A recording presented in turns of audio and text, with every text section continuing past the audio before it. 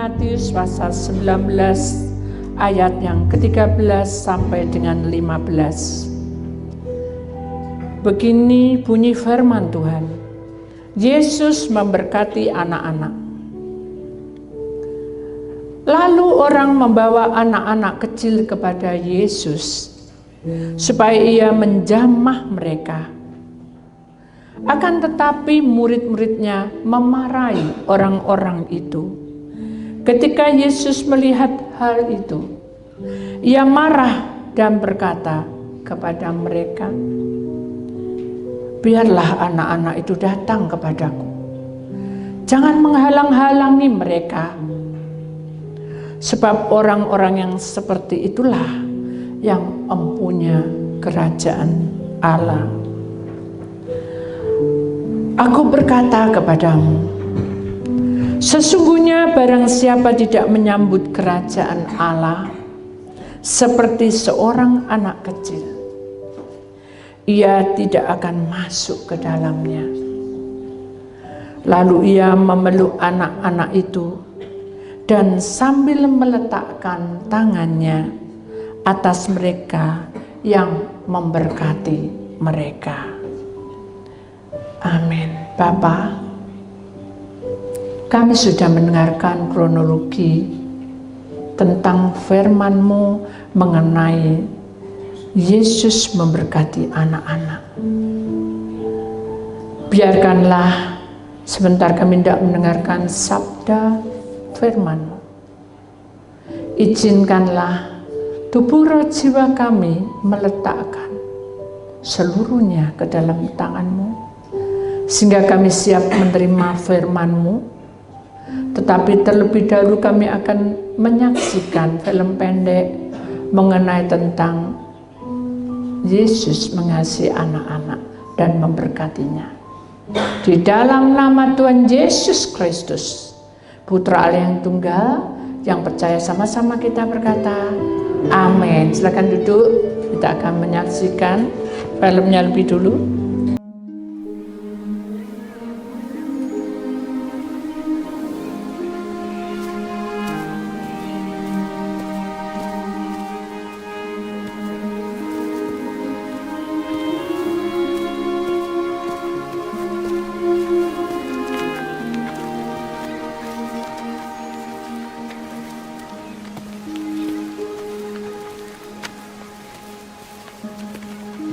Master is in need of rest. Please, please.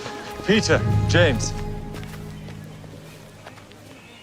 Suffer the little children to come unto me. And forbid them not. For of such is the kingdom of God.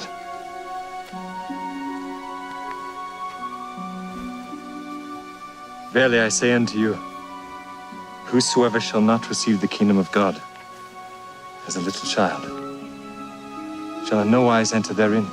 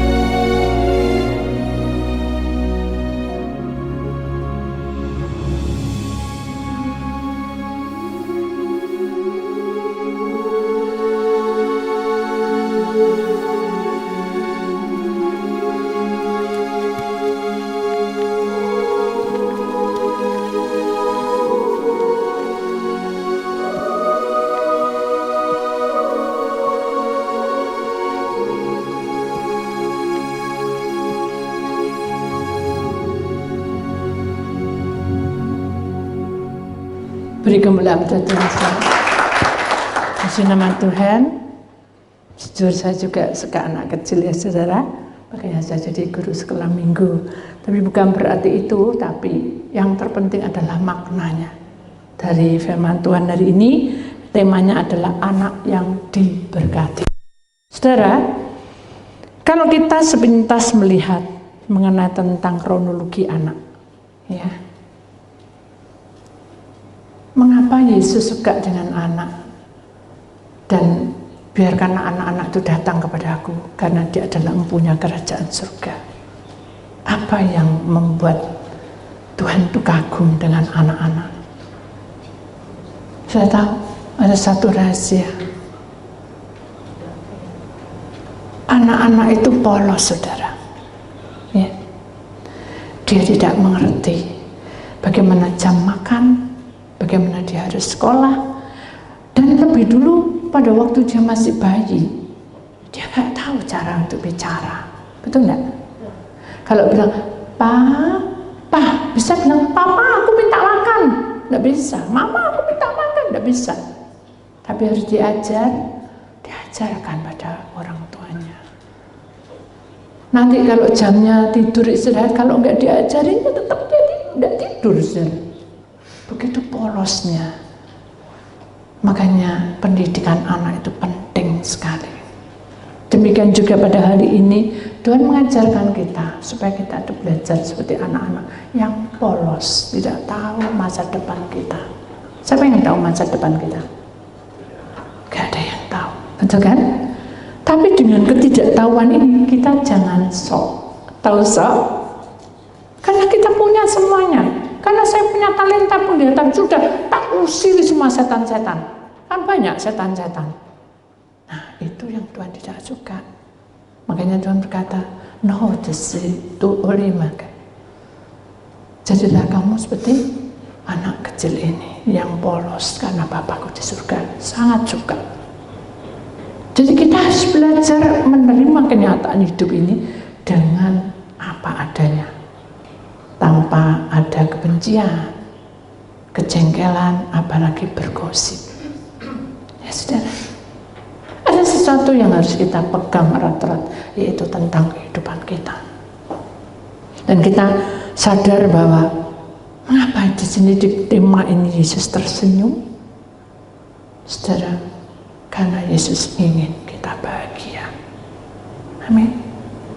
Yesus ingin kita ini betul-betul menikmati hidup ini. Karena jalan Tuhan itu bukan jalan sembarangan, tapi jalan Tuhan itu sudah diprogram oleh Allah Bapa. Dan kehidupan kita pun sampai kita dipanggil oleh Allah, kita diprogram. Saudara, mari kita pelajari, saudara, bahwa anak yang diberkati itu seperti apa. Ya. Karena anak yang diberkati ini selalu memandang, selalu melekat. Ya, kita lihat ini, pemandangan ini, saudara. Kalau kita bisa seperti ini, saudara, alangkah baiknya. Kalau kita bisa menyatu seperti ini, gambar ini, saudara, alangkah indahnya. Hubungan itu tidak akan terputus. Dan kita akan merasa nyaman. Ada satu nyanyian yang mengatakan di sini, saudara, ku tahu hatiku Tuhan, ku tahu rinduku Tuhan. Kenapa? Karena kita dekat padanya. Makanya kita tahu harapan kita, mimpi kita itu sebetulnya Allah sudah punya.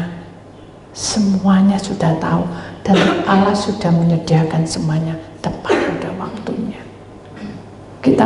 Kita belajar untuk memahami, saudara, karena waktu Tuhan itu bukan waktu kita.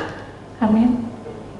Kita punya program bagus, tapi belum tentu Tuhan oke, atau ini aku kehendaki. Belum tentu. Kenapa? Karena dilihat ke belakang, bukan saja dilihat ke depan. Masa depan kita ini, saudara, dibuka. Kamu tidak boleh ke situ. Mari kita imani bahwa perjalanan yang seperti ini yang harus kita belajar seperti anak kecil. Kita menerima. Ya. Ketika Leon belum sekolah, itu suatu pemahaman, ya saudara.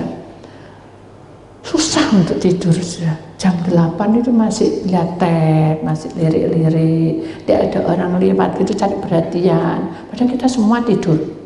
Memang disengaja gitu. Lampu dimatiin tidak boleh. Ya sudah, daripada nangis. Tapi dia tetap mainan tab. Tidak ngantuk. Biasanya tidurnya jam 1, jam 2 sudah. Dengan seiringnya waktu dia nangis-nangis, saudara. Karena semua sepi tidur, dia ikut tidur. Dengan nangis-nangis, marah kasarannya saya. Tapi dia ikuti. 2 hari ini saya tanya sama mbaknya, jam berapa tidur? Jam 8. Hah? Saya kaget ya. Bisa jam 8, hebat ya. Di dalam hati saya, Tuhan itu baik. Seperti ini yang aku mau. Jadi kalau kita, kebiasaan kita itu seperti ini, Tuhan ajarkan kita untuk lebih baik. Memang tidak enak, saudara. Awalnya tidak enak. Tapi lama-lama kita merasa nyaman. Amin. Kenapa merasa nyaman? Karena ada sebab akibat. Kalau Allah memberikan kehendaknya, Allah itu memberikan waktu yang tepat. Ketika Leon tidur jam 8, dia dibangunin tidak rewel. Walaupun dia tidak mau sekolah intinya, dia mau main-main, tidur, pura-pura tidur. Saya tahu dia pura-pura tidur. Akhirnya saya bujukin, ya masuk bukan bujukin, saya hibur dia macam-macam, tidak mau bangun. Begitu saya bilang, aku mau pergi, Ama mau pergi, langsung bangun. Saya mau pergi kemana? Katanya. Oh nanti ya tidur lagi saya pura-pura. Jadi tidur lagi di paplang lagi, jadi kakinya ditaruh sana, dia tidur di sofa. Loh, kok tadi bangun saya tidur lagi? Ya aku ngantuk. Dan polosnya dia ngomong gitu. Hanya saya bilang, ya sudah, Ama mau pergi. Dia dimai. Terus saya masuk ke kamar, dia lirik gini. Begitu saya pakai baju, dia pura-pura gini. Baju dia, maksudnya dia ngelihat saya. Saya pakaian langsung dia, Mbak, ayo mandi. Padahal saya pergi sendiri, saudara.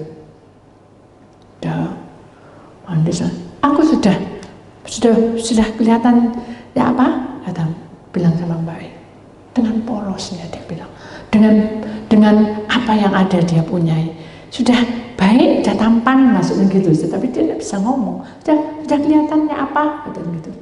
Sudah tampan, Leon. Tapi kurang satu, apa? Wangi, kurang yang sini semua rata, sak rambut-rambutnya saudara. Hanya Mbak E bilang tidak boleh rambutnya, tidak bau wangi, tidak mau aku harus bau wangi. Gitu. Tapi tidak boleh, rambut tidak boleh, nanti keluar merah-merah. Nah, dibilangin saudara, nasihat.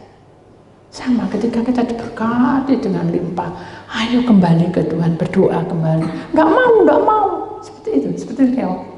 Nggak sadar bahwa itu melanggar. Gitu. Dengan seiringnya waktu, semuanya berjalan dengan apa adanya. Sekolah dari sana. Nah, dengan sekolah itulah nanti lama-lama dia jadi pandai. Kenapa? Karena diajari. Ya dong, diajari 1 tambah 1 berapa, A, B, C, Z, kan gitu. Kita ini hidup harus belajar, saudara, tidak pintar dewek. Loh, aku pengen pandai, buktinya aku naik segala semua punya. Nah, itu adalah anugerah, tapi semuanya itu adalah fana. Tanpa ada pimpinan Tuhan, kita tidak tahu apa-apa. Ada satu kesaksian, sebelum saya buka firman Tuhan. Di dalam satu keluarga dia memiliki anak 1, saudara perempuan. Suatu ketika anak ini betul-betul punya ranking dan naik terus tanpa orang tuanya membayar. Ya, jadi membayar uang sekolah itu gratis. Dengan seiringnya waktu dia dikirim di luar negeri. Ya. Dia saudara, hanya pulang ke Indonesia. Pulang ke Indonesia itu jadi pemarah. Terus jadi berubah sikapnya. Hanya mamanya itu konseling dengan saya.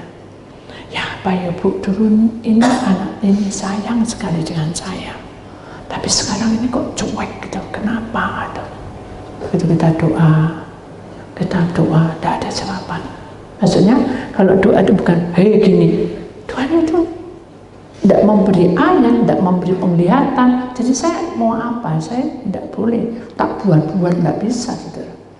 Saya bilang sudah mengalir aja, bawa anaknya di sini, tidak mau. Dia tidak mau ke gereja, tidak mau sembahyang juga tidak mau. Udah kita doain airnya. Air untuk apa? Kan kayak perdukunan, bukan? Akulah air hidup, ya. Itu ada firman-Nya. Oh ya. Terus airnya taruh mana? Taruh aja di galon, didoakan tiap hari. Oh ya, hanya doakan berpuasa 40 hari puasa. Ini anak keluar masuk malam-malam pulangnya pokoknya sudah mabuk-mabuk gitu sudah. Tapi mamanya tidak ngomong, ya, malu dia. Begitu sudah 40 hari, saudara, kurang 1 hari, Tuhan tunjuk di kronologi orang anak ini. Ternyata anak ini kecewa. Karena apa yang dia dapati di luar negeri itu buat dia tidak sama di Indonesia. Jadi tidak bisa digunakan apapun. Itu perkiraan dia. Padahal dia omong dengan teman-temannya itu dia sukses gitu. Tapi di sini dia mabuk-mabuk, main dengan orang-orang yang tidak benar. Nah akhirnya Tuhan buka semua. Mamanya tidak bisa apa-apa. Iya betul, anak saya suka mabuk-mabuk. Nah sekarang kenapa kamu tidak beri kasih? Setiap dikasih marah-marah. Setiap dibilangi nasihat saya 1 kali ngomong, dia 15 kali ngomong. Saya males. Nah itu males. Hanya dibuka lagi. Kenapa? Kok mama ini males? Karena dari dulu anak ini manja.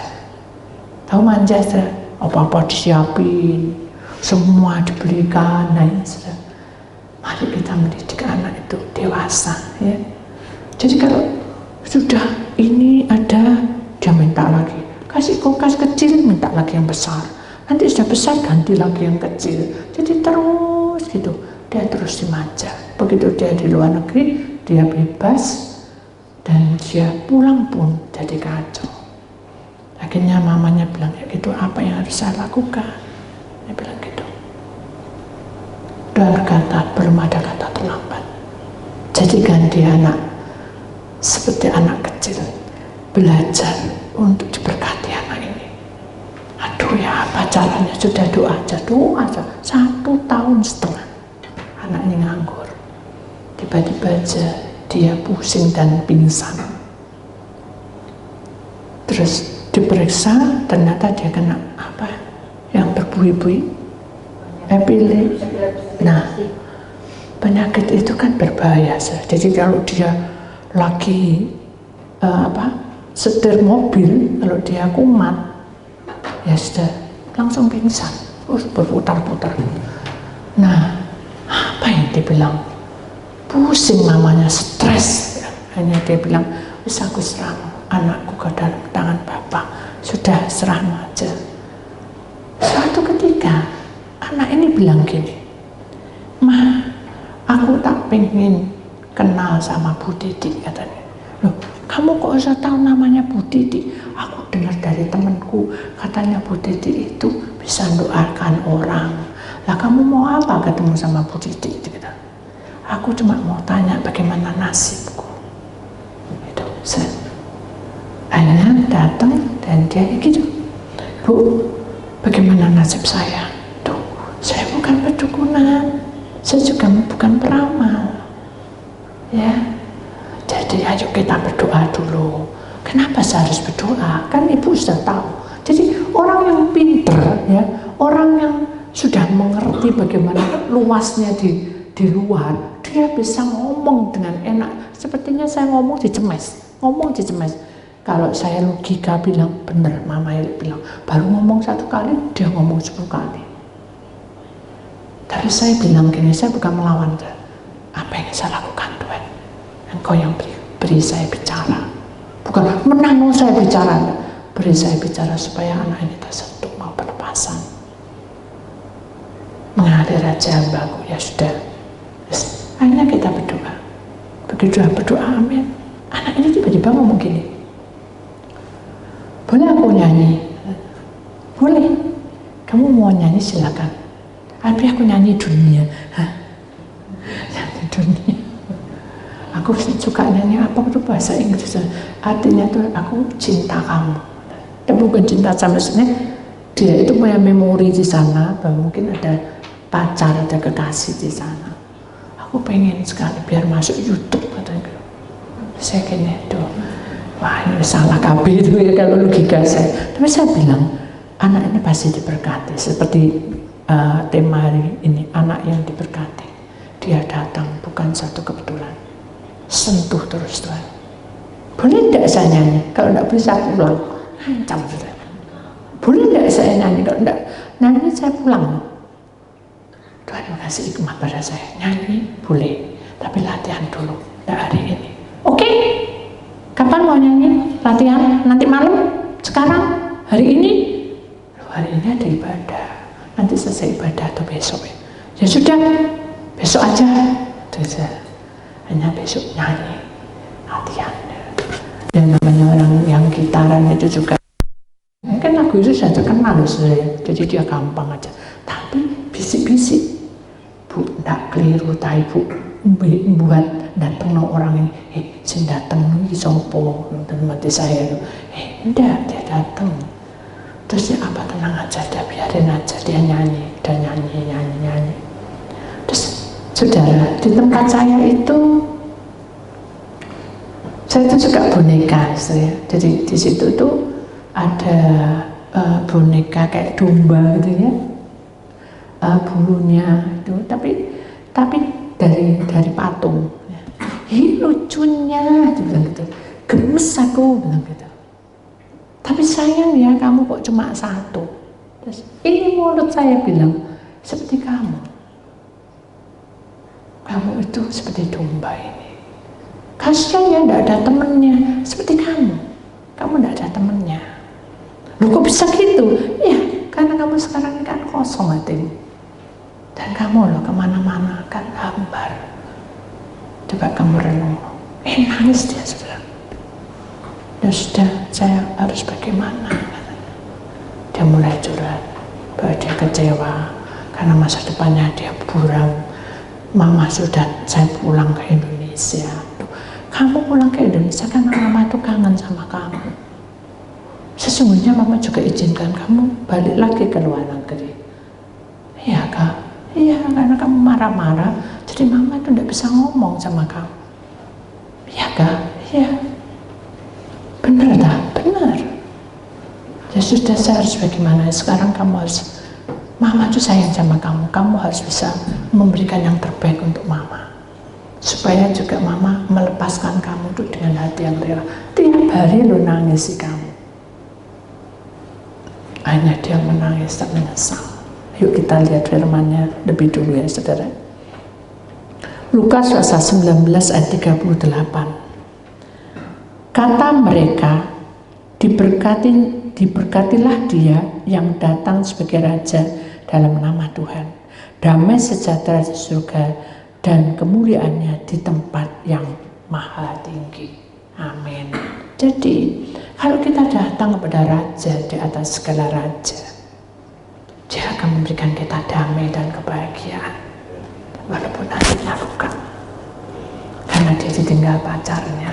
Walaupun hatinya luka. Karena dia merasa tidak boleh kembali ke luar negeri. Walaupun hatinya luka. Karena dia punya teman-teman. Semuanya bully dia. Mempermainkan dia. Dia curhat sudah. Bahwa saya mabuk-mabuk itu karena saya dibilang saya orang banci. Orang apa. Dan akhirnya saya minum-minum. Nah kan itu berarti sesat saudara. Akhirnya dengan kehidupan dia lambat laun dia mulai belajar saudara. Berdoa, puasa. Perangnya sudah berbeda. Ingat, ketika hidup kita serahkan pada Tuhan sepenuhnya, perangnya kita ini sudah berubah banyak sekali. Yang tadinya, nah ini tuh makanannya, taruh situ. Itu saya. Sekarang apa? Nah ini makannya, mama jangan repot-repot, besok aku masak sendiri ya ma. Dicium mamanya. Nanti kalau mamanya bilang, nah ini pakaianmu sudah tak gosok. Aduh ma, kenapa kok repot-repot ma? Aku kan bisa gosok sendiri. Besok jangan digosok ya. Janji, mau? Dipandemi mamanya. Sampai mamanya itu datang nangis sama saya. Mbok apa no anakku katanya. Mbok sulap apa piye? No, saya tidak ada sulap. Mbok apa no, kamu punya apa? No, saya tidak punya apa-apa. Saya hanya punya hukum kasih dari Tuhan. Amin. Selama kita punya hukum kasih, maka kita percaya Tuhan yang mengubah orang itu. Amin. Jadi mari kita imani, kita punya salib masing-masing. Keluarga kita, saudara kita, anak kita, mantu kita, cucu kita. Pokoknya salib itu ada, setiap manusia ada. Mari kita imani bahwa kalau kita mau diberkati, kita harus menghadap pada Raja di atas segala raja. Kenapa? Karena damai sejahtera di surga itu akan ada di tengah-tengah kita. Dan damai sejahtera itu di tempat yang maha tinggi, tidak ada di bumi. Mari kita belajar seperti anak kecil yang tidak tahu apa-apa, tapi kita mau melakukan perintah Tuhan. Amin. Jadi anak kecil itu bukan penurut tok, saudara. Leon tidak penurut. Karena dia merasa berontak karena waktunya tidak tidur, kok disuruh tidur, kan gitu. Tapi karena Leon tidak tahu masa depannya harus sekolah, tapi dengan seiringnya waktu nanti dia bisa tahu harus sekolah.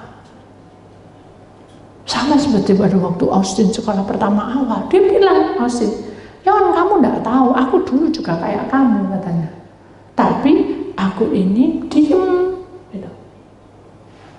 Kalau ditinggal ya paling nangis, tapi kalau Leon enggak, katanya mama, Leon enggak, Leon gitu tuh, enggak, wah, enggak, Austin, wah, gitu. Nah itu jadi dalam sikap hidup manusia itu berbeda-beda, cara perangainya juga berbeda-beda, tapi di dalam Tuhan satu bagian, di mana kita punya hukum kasih Allah. Hukum Allah itu harus kita pakai. Kuasa Allah itu bekerja di dalam hidup kita. Karena perjalanan kita itu tidak hanya sampai di sini, tapi masih panjang. Seperti gambar ini, mengapa Tuhan mengajarkan kita kasih, kemuliaan, anugerah, urapan, pimpinan? Karena yang punya adalah Bapa di surga. Di sini kan dia terangkan pada anak itu dengan kasih. Sampai kita lihat di filmnya, dari dia main, saudara, diajari main, tidak mungkin bisa pinter sendiri, saudara. Dia harus belajar. Nah, mungkin bisa apa ya? Anak kecil itu belajar, saudara. Leon pada waktu buka tab, saudara, dia tidak tahu bahasa Inggris, tapi dia bisa bilang kalau dikasih apa, thank you. Terus ada kata-kata lain lagi yang kita tidak mengerti, tapi dia tahu karena dia lihat di tab. Belajar. Hidup kita juga belajar. Ke masa depan kita ini kita tidak tahu, siapapun tidak tahu. Tapi ketika kita mau belajar di dalam Tuhan dan mau mengerti panggilan Tuhan, kita jalan dengan enak atau tidak enak kita lewati. Pasti kuasa Tuhan itu mengalir. Amin. Jadi kita imani bahwa jalan hidup kita itu bukan hanya sampai di sini. Hanya anak muda ini lama-lama dia ikut pelayanan, ya. Setiap kali ikut pelayanan, apa yang menjadi keperluan saya, dalam arti saya naik sepeda, ya, dia siapin sepedanya di luar, ya. Terus nanti kalau apa, pokoknya bantu tuh. Saya bersyukur, saudara. Karena Tuhan itu menolong saya, bukan lewat anak ini, dengan keselamatan yang dia punya, itu sangat berharga. Mamanya bahagia, dulu mamanya tidak bisa, saudara, kesenyum. Ini nyanyi mendol karena sering nangis. Mukanya itu melorot karena sering tidak bisa tidur tenang. Orang yang tidak bisa tidur tenang ini cowok, saudara. Nah, dia depresi, sekarang sudah berbeda. Tapi ada ada waktu-waktu yang tertentu dia harus keluar di Indonesia ini dan melanjutkan di luar negeri. Tapi dia sudah punya bekal dari Tuhan, hingga akhirnya dia bisa melalang buana dan dia menjadi orang yang berhasil. Dan saya enggak perlu, kamu ingat aku? Enggak. Itu urusan Tuhan dengan anak itu. Jadi kita juga gitu saja, jangan mengharap manusia. Selama kita berharap pada manusia, kita akan kecewa. Kok orang anak itu kok enggak mau ngasih aku kabar ya? Sudah. Begitu saya ada perpisahan itu membuat saya sedih karena saya tidak suka. Tapi saya bisa apa? Karena itu demi masa depan dia. Saya tidak bisa apa-apa.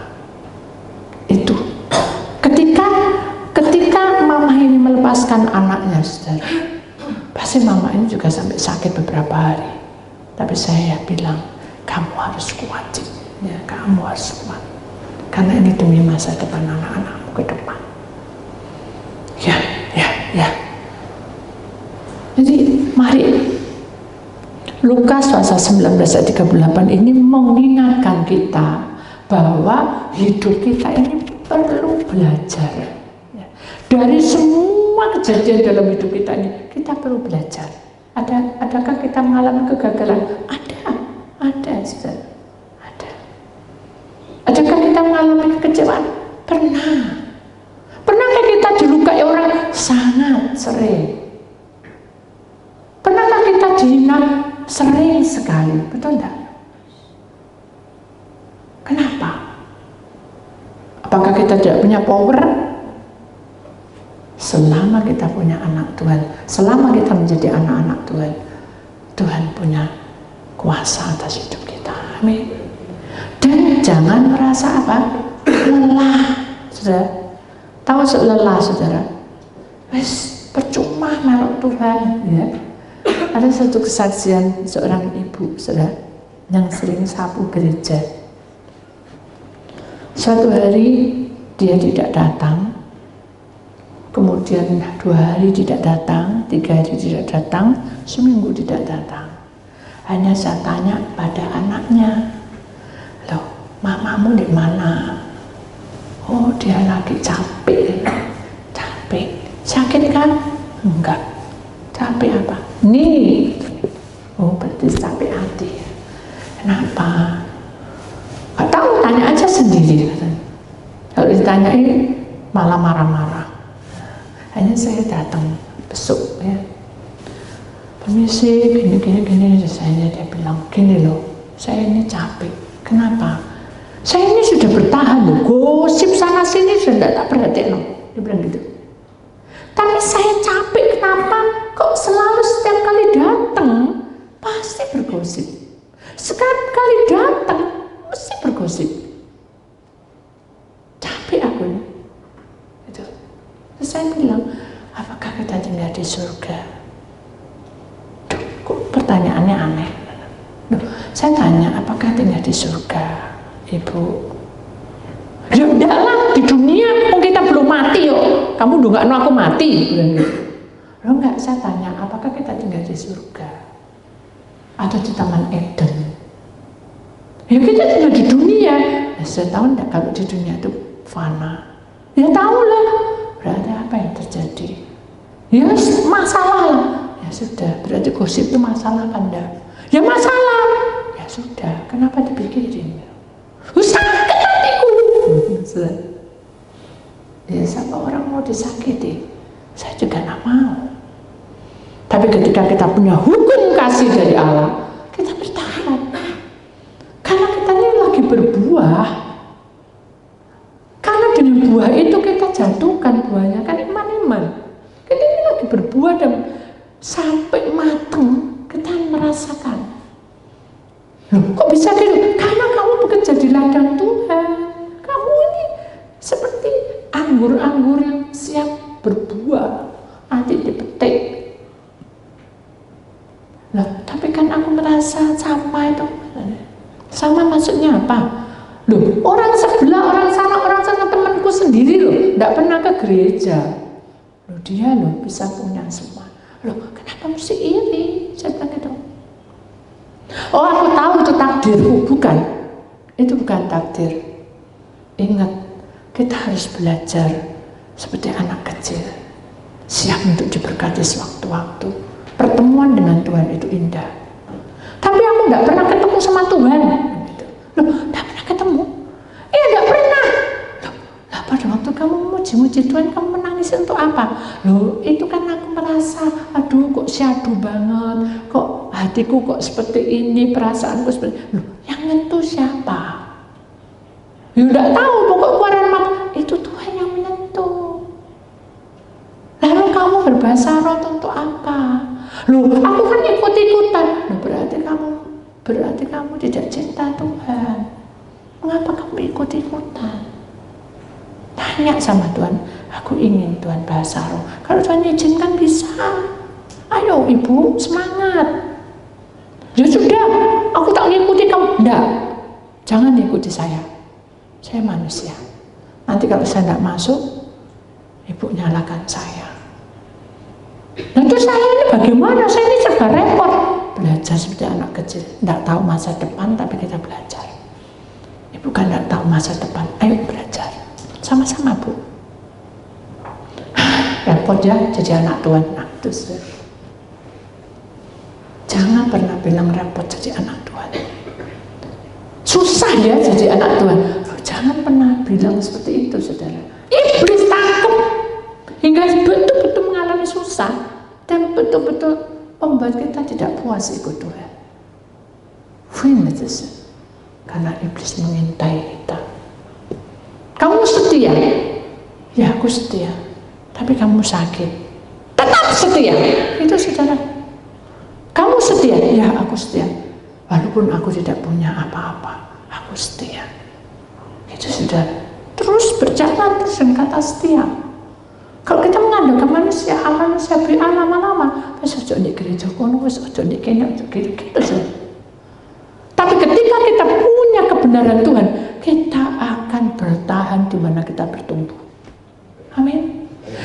Kita merasa ada satu urapan Tuhan, kita merasa ada satu tingkatan, saudara. Dengarkan, ada satu tingkatan untuk maju. Saudara harus tinggal di situ. Tapi kalau kita hambar semuanya, buat apa saudara? Minta pimpinan Tuhan, apa yang saya lakukan supaya kita ini betul-betul sukacita. Bertemu dengan Tuhan itu harus sukacita seperti gambar yang pertama tadi, tersenyum. Anaknya tersenyum, Tuhan Yesus juga tersenyum. Loh, aku tidak kelihatan Tuhan Yesus, ibu kelihatan, saya tidak kelihatan. Tapi ketika kita sukacita, pasti Tuhan juga tersenyum. Betul enggak? Gak mungkin kita sukacita, Tuhan marah. Gak mungkin. Ketika kita bahagia, Tuhan tersenyum. Betul enggak? Ketika kita melanggar, Tuhan menangis. Ketika kita mengkhianati Tuhan juga sedih, merasa dilukai. Makanya Tuhan berkata, Yerusalem, mengapa kamu menganiaya aku? Saulus, mengapa kamu menganiaya aku? Loh, kan betul. Jadi hal-hal yang seperti itu yang harus kita masukkan, bahwa Tuhan itu memperhatikan kita.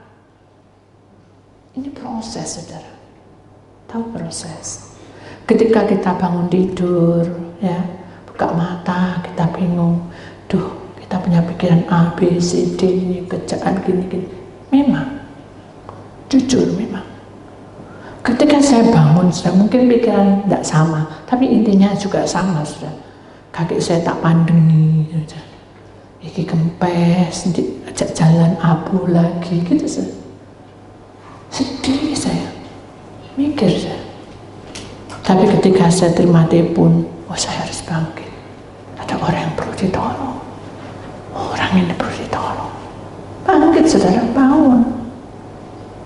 Ayo semangat, saudara. Hidup ini jangan dibiarkan startnya itu diam. Harus ada tingkatan untuk dekat pada Tuhan. Amin. Kita belajar seperti anak kecil. Kita tidak tahu masa depan kita. Anak kecil tidak tahu. Leon tidak tahu.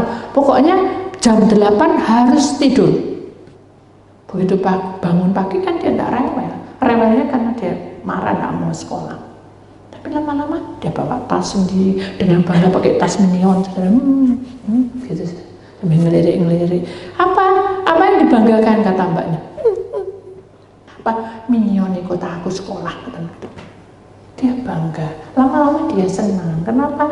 Karena dia diajari untuk ke depan. Coba kalau lihat itu diajar, dipukul itu tidak mau, saudara. Sama hidup kita selalu banyak masalah, tapi bukan berarti kita disiksa terus dalam masalah itu. Kita harus bangkit. Suami istri juga demikian. Tidak boleh dayungnya satunya sebelah sana, satunya sebelah simpang siur, tidak jalan, saudara, perahunya. Harus saling mengisi, jangan saling mencurigai, bahaya, saudara. Harus seiring, saudara, terus bersama-sama, saling mengingatkan, kan gitu, saudara. Bukan menangi dewe, nggak ada. Bukan kita pura-pura diem seperti itu, dia punya pikiran yang jelek, itu berdosa juga. Nggak boleh. Ya. Yudas diam-diam, tapi mengkhianati, bahaya, saudara. Lebih baik kita membuka hati, membuka suara, itu lebih baik. Karena Bapa ingin kita membuka hati. Amin. Bukaan hatimu, saudara. Ketika saya merasa sendiri dan sedih, saya bingung, saudara. Saya bingung, Tuhan. Saya bilang gitu. Apa sih tak lakukan ini? Saya pengen nangis, tidak tahu. Tapi Tuhan buka, saudara. Bukaan YouTube-mu. Begitu tak buka, tuh ada pujian, saudara. Menyenangkan hati saya. Ku tahu hatiku Tuhan begitu menyentuh sampai masuk ke dalam. Sudah senang hatinya, susah lagi, saudara. Itulah hidup manusia. Dan yang Tuhan kasih seperti rusa yang haus, rindu aliran sungaimu. Ya, aku pengen kayak gitu. Ya, aku itu nyanyi terus berkumandang. Itu malam, saudara, jam 1:30, 1:30. Hatiku tak tahan menunggumu. Benar, saya tak tahan. Jadi nyanyian ini seperti saya berbicara terus dengan pujian ini. Bagai padang gersang, itu hidup saya. Walaupun saya hamba Tuhan, tapi kehidupan saya seringkali ada banyak hal yang membuat saya tidak terima. Tapi saya tahu menanti datangnya hujan itu harus. Kenapa? Karena jiwa saya rindu Tuhan. Kalau jiwa saya rindu dengan manusia, waduh, kawan-kawan aku saudara, benar, saya mungkin tidak bisa melayani suami saya. Saya mungkin tidak bisa melayani saudara saya. Mungkin saya juga tidak bisa melayani anak saya sendiri, Andreas. Mungkin saya tidak bisa melayani mantu saya yang pergi dan cucu-cucu saya. Kalau jiwa saya tidak haus dengan Tuhan, saya tidak akan bisa bertahan. Jujur, hidup kita itu harus sandar pada Tuhan. Di sini katakan, hanya Engkau pribadi yang mengenal hatiku. Siapa yang tahu hati kita? Tak ada. Ingat, tidak ada seorang pun yang tahu kerinduan hati kita. Hanya Tuhan. Tidak ada yang terselubung dan tidak ada yang tersembunyi baginya. Di hadapan Tuhan itu seluruh hati kita, Dia tahu. Mari kita iman bahwa untuk lebih dekat lagi pada Tuhan, bawaan hatimu, bawaan lukamu, bawaan curahan hatimu itu Tuhan itu mendengar, saudara. Tangismu, curhatanmu itu Tuhan sangat mendengar. Hanya tahu. Ketika saya di Jakarta, saya tahu ada banyak pengeluaran yang harus dikeluarkan, banyak sekali. Saya mikir, gak tahu ya apa caranya. Tapi Tuhan baik. Tinggal dalam indahnya dekapan kasih Tuhan. Saya merasa nyaman. Pulang pun dengan damai sejahtera. Walaupun dalam kondisi kekurangan, kasarnya gitu, timpang jalan saya. Tapi Tuhan tidak pernah membiarkan saya. Begitu Tuhan buka, saya bertemu Tuhan itu ada satu kebahagiaan, saudara. Karena Tuhan bukan uang, saudara. Tuhan itu menilai hati kita, kebahagiaan kita. Ketika mengecap kuasa Tuhan dan kasih Tuhan, saya merasa terhibur. Dalam perjalanan itu indah sekali. Walaupun saya harus bertemu dengan bapak-bapak yang urusannya yang boneka yang ditahan itu, saudara, itu membuat saya juga tambah sedih. Ya sedih, tambah sedih lagi. Tapi apa boleh buat, saya harus lewati. Saya seperti anak kecil yang tidak tahu apa-apa. Tahu gitu tidak tak bawa boneka, kasarannya gitu saya. Tak titip no orang aja. Tapi harus terjadi, saudara. Begitu sudah selesai dibuka, selesai harus dirusak boneka ya. Finis, apa yang kamu rasakan, kata Tuhan. Saya puas. Puas karena bukan disakiti bapak-bapak itu. Tapi saya puas karena Tuhan bersama saya. Saya bisa dapat tempat duduk yang depan. Dan saya melihat Austin bahagia. Itu kebahagiaan. Coba kalau boneka yang ditahan, apa mukanya Austin? Membuat saya kecewa. Tapi Tuhan buka semua. Itu hadiah yang termahal buat saya. Bisa membahagiakan cucu. Itu hal yang termahal, saudara. Ketika saudara memberikan keluarga saudara kebahagiaan, itu membuat kita bahagia. Dan satu perkara yang harus saudara tahu, bahwa dalam segenap jalan hidup kita ini, saudara, setiap langkah kita tuh, jangan mengandalkan manusia. Amin. Ketika saya mengandalkan saudara daging, saudara akan kecewa. Kok gini ya? Ketika saya mengandalkan orang A yang betul-betul dia mampu mungkin, loh, kok kayak gini ya? Kok berubah ya? Benar. Ketika kita mengandalkan sesuatu yang mungkin ini harapan kita satu-satunya, karena kita mendapat upah, tapi yang didapat upah itu tidak sesuai, sudah akan kecewa. Tapi ketika kita berjalan di dalam jalan salib Tuhan, sekalipun kita mengalami banyak perkara, Tuhan berkata apa? Kemari, kamu lelah ya? Sini, dekat sini.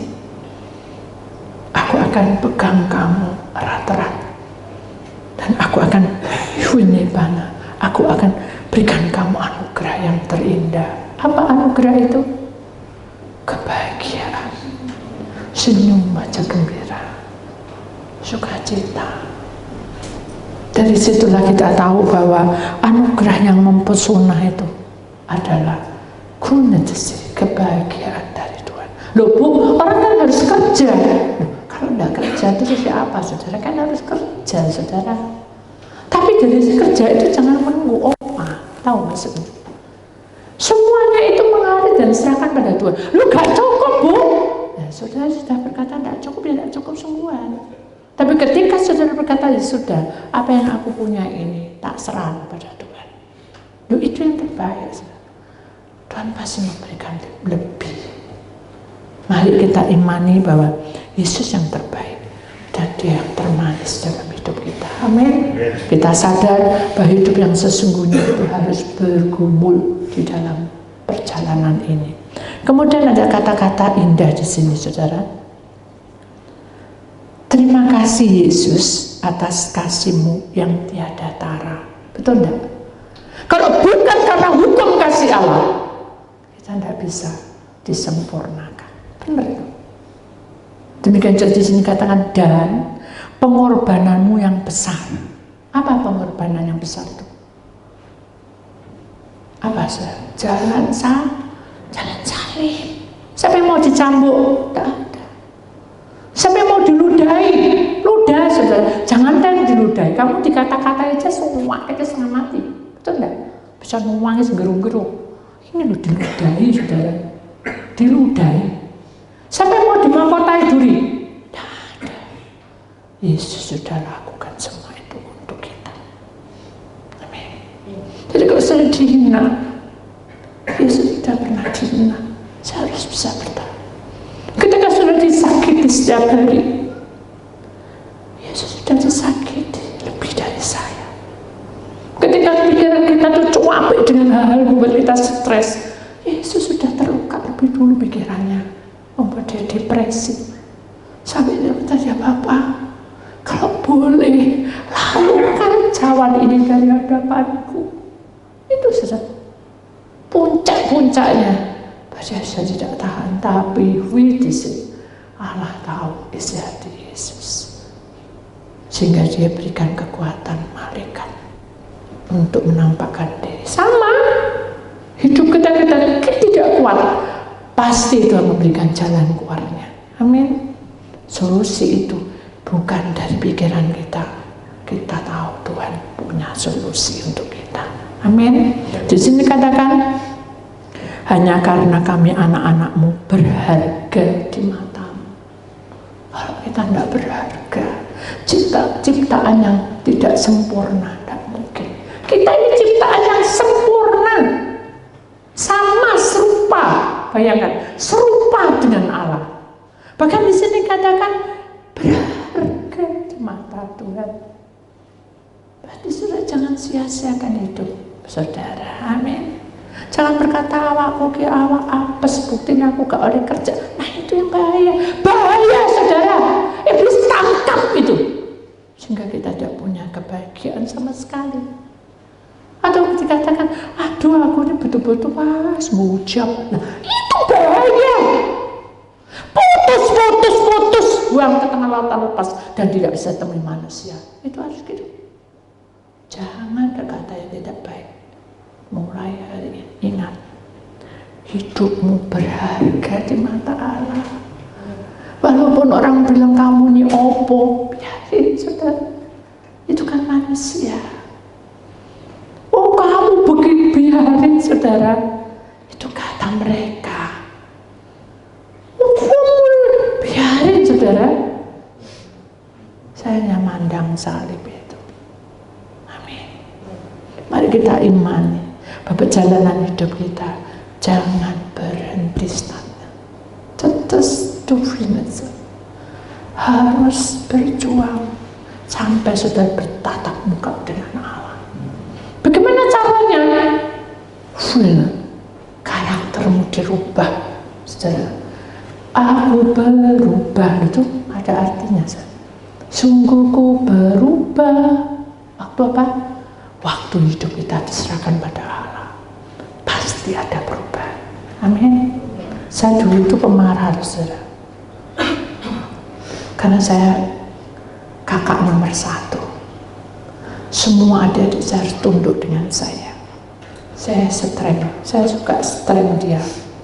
Bangun pagi jam sekian, ini gitu sudah dulu. Kalau enggak, saya pukul. Kalau enggak, sakit di dada. Terus pulang tak inting-inting, itu saya. Dan apalagi kalau kamu nyenggol aku, awas kamu, itu saya. Dan begitu saya mendengar firman Tuhan, terus Tuhan kikis keakuan saya. Karakter saya diubah oleh Tuhan. Orang bilang ABC, gak bisa ngomong saya. Padahal saya dulu tuh benar-benar bisa. Jangan adik-adik saya tegas sekali. Tapi begitu saya diubah oleh Tuhan, pelan-pelan, gak bisa ngomong saya untuk bertengkar, tidak bisa, tidak mampu saya. Saya merasa tidak bisa, ini mulut ini kayak bungkam gitu. Tapi hati ini hancur. Tapi tak serah sama Tuhan. Mari kita ingat bahwa hidup kita berharga di hadapan Allah. Amin. Kita harus imani bahwa hidup kita ini milik Tuhan selama-lamanya. Itulah firman Tuhan, saudara. Jadilah kita anak-anak yang diberkati oleh Tuhan.